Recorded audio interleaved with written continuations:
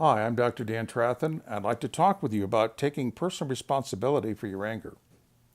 As important as immediate skills are, and an immediate plan are to stop anger when it escalates, what is our plan for anger long term? There are far too many people today who still say he or she made me angry and don't get the connection between taking personal responsibility of their own emotions. After all, as Henry David Thoreau once wrote, things don't change, we change. Any discussion to do personal change cannot just be an idea, no matter how noble. It must have a plan of action and ways to implement that plan. Every plan has a beginning step. Change happens when we see the next step and rehearse that next step over and over.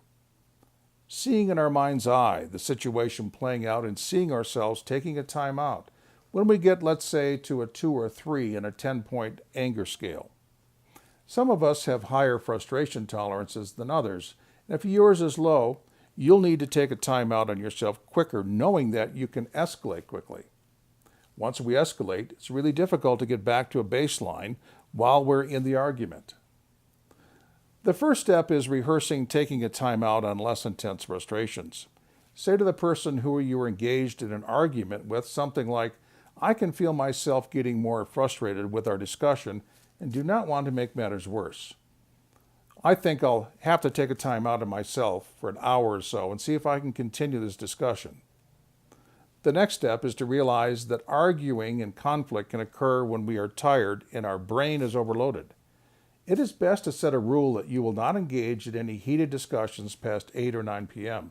and agree to this with the other person. Remind yourself and/or the other person of this agreement upon the rule when difficult discussions emerge later in the evening. The next step is to set an agreed-upon time limit on the duration of a difficult discussion. Some people can go on and say the same thing 10 different ways without realizing they're doing this. Difficult discussions do not get more resolved the longer one argues. In fact, a time of objectivity is often helpful to gain further clarity. The final step is to seek to validate what the other person is saying before we seek to be understood. Feeling like we're being heard goes a long way to clarify understanding. Remember, anger is just anger. It isn't good, it isn't bad, it just is. What we do with it is what matters. It's like anything else.